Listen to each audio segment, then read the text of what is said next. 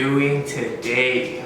Friends, family, and enemies, welcome back to another video. As always, I hope everybody's having a blessed day. If not, I will be praying that it gets better.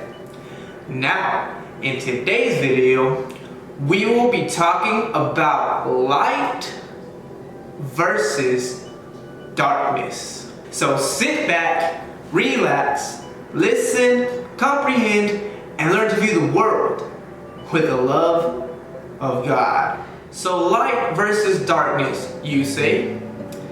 Well, why will we be talking about this? The reason we are going to be talking about this is because of how important, how significant this is. Now, as most of my videos, I'm totally not 100% sure on what I am going to say in this video.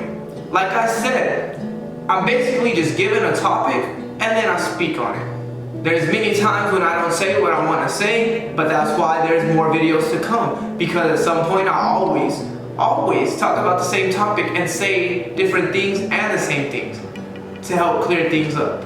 The only hard part is getting to the topic. I struggle with starting whatever it is my video is about. But light versus darkness, let's see. This is a type of duality, right? The only things we see though is good versus bad. We don't see light versus darkness. And because we see good versus bad, because of religion, we like to involve the bad with the good and say that it is good. Now, this may be a little confusing, but this is what I'm talking about. As I have mentioned before, I might need to make a whole new video on this because I don't want to give people the wrong impression. But, as I have mentioned before, it is possible, highly possible, that the name Yahweh is associated with God, with the Creator God. It is possible that Yahweh may be one of the Most High's names. It is possible that Yahweh belongs to this positively charged group, to the light group, not the darkness. That is a huge possibility. This is one in which I actually believe, but when I say Yahweh is not God, I'm talking about the image in which we picture Yahweh. Yahweh, like I said, could be of God, an angel of God, a server of God, could be God himself, the name Yahweh. But like I have said, somebody of a negative path, somebody of the darkness, somebody evil and wicked came in his name, and he told us to fight wars. He told us to kill people and to do this and to do that. He did it in the name of Yahweh. That's what we did. We did wars and killed and caused suffering in the name of Yahweh. And now it has this bad reputation on it. This is why you call God Father and not by his name. This is why your Bible says he has a name that only himself knows. Because if there's a name in which only he knows, this name cannot be perverted like Yahweh has, like Jehovah has, like whatever else other religions call God. These names have been perverted. They've been given to us and we pervert them for our own selfishness, for our own selfish wants and desires. The God of Christ, the Father of Christ, is the God of peace, love, and harmony, not war. And if you look throughout the Old Testament, that's what was going on, was war, was famine and diseases, stuff like that. It was all negative. And so I just wanted to clear that up once again, that the name Yahweh, if you use it in a good sense, I'm sure belongs to the positive oriented group. But I don't like to use the name Yahweh because it is also associated with the negative, the darkness, with wars and death. Somebody or something in which your Bible calls Satan, the devil, has used his name in the name of evil. That's why it is important to differentiate light and darkness. The truth is, light and darkness is all that exists. And even at that, darkness does not even exist. Only the light does. The darkness is just the absence of the light. And now we get to the very fundamentals of cause and effect, yin and yang, of positive and negative. You can't have one without the other. It's that simple. The light can only shine because there's darkness, and the darkness can only be because there's light. These two exist simultaneously. These two coexist. Male and female, good and bad, light and dark, left and right, up and down. You can't have one without the other, is all I'm trying to say. But this is where it starts to get tricky. There's only two paths. There's light and there's darkness. And if you really want to be on the light, then you need to hop on board. If not, you will be on the negative path, be influenced by negative entities, and you will probably stray that way. Or you won't pick a path and you're in the middle. And you're basically, what would you call it, lukewarm. Not knowing the difference, not knowing the truth, doing what you want to do, but still trying to be positive. That's how we must think of it. Positive and negative, light and dark. Because that's how it is. It's not good and bad. Good and bad is the lowest versions of the light and dark. When we think good and bad, then we want to inflict justice the way we want to inflict it, which is not good. We basically fight evil with evil because we're blind. But when you get a little higher, then you see that it's positive and negative. You don't fight negative with negative. You don't fight fire with fire. The fire just gets bigger. You must fight it with positive. So you don't kill, you don't fight back. Instead, you die like Christ did, like God would, like God does. Instead, you let them do what they want to do.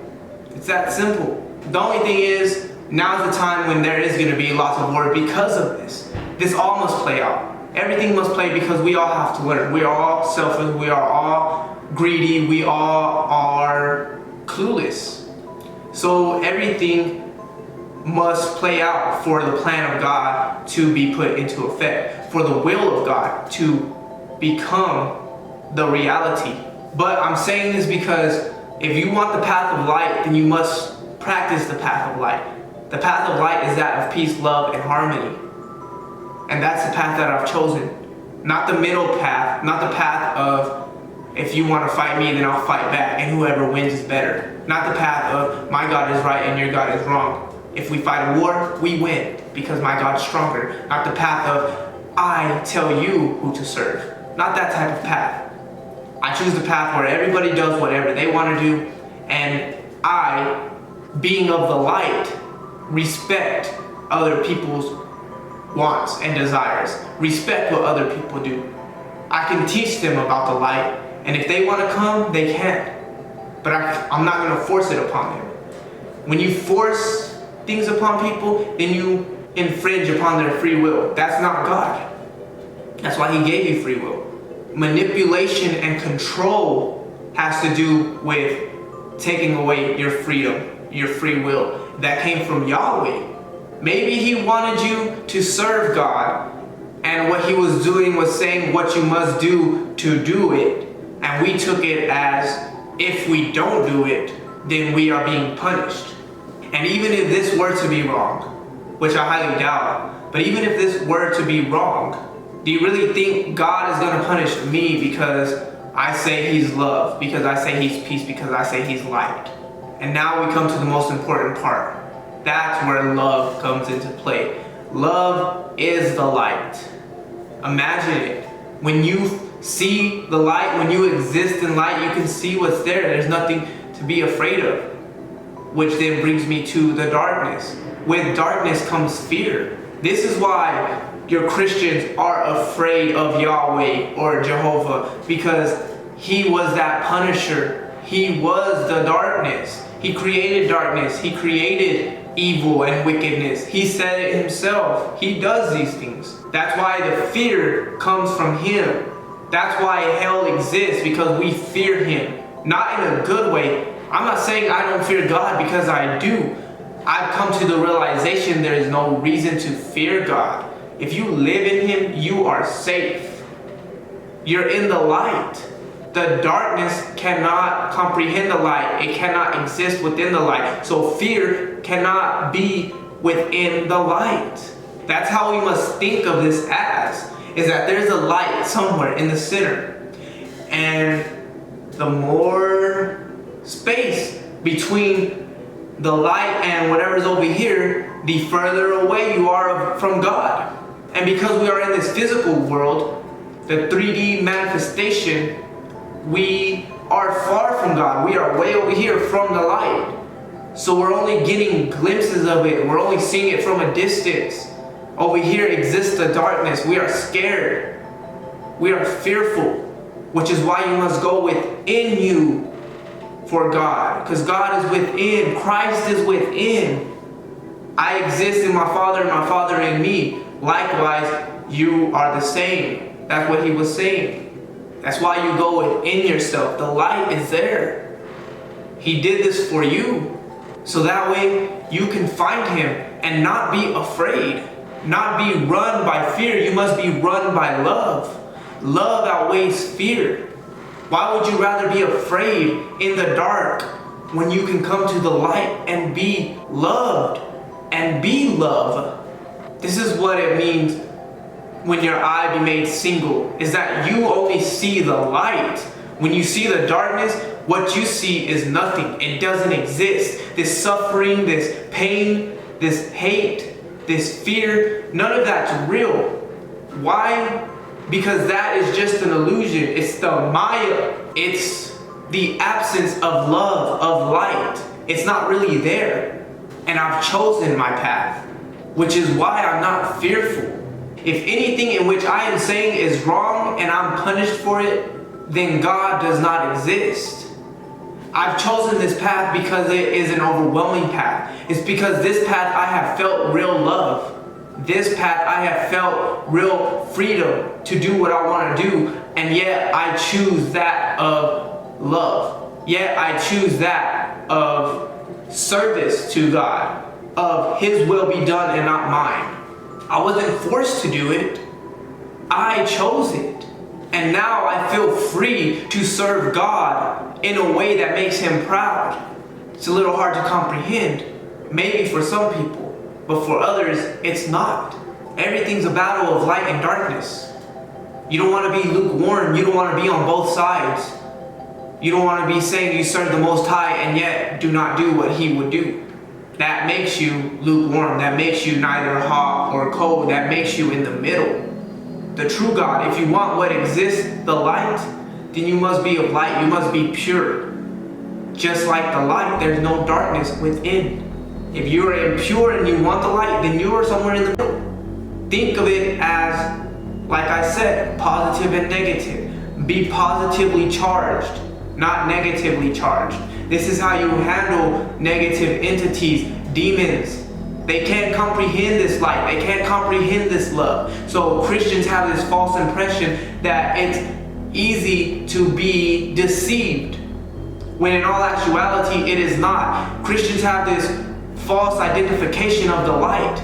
They say that Satan disguises himself as the light. This is what I'm talking about. The dark can only do so much, but it cannot be the full light.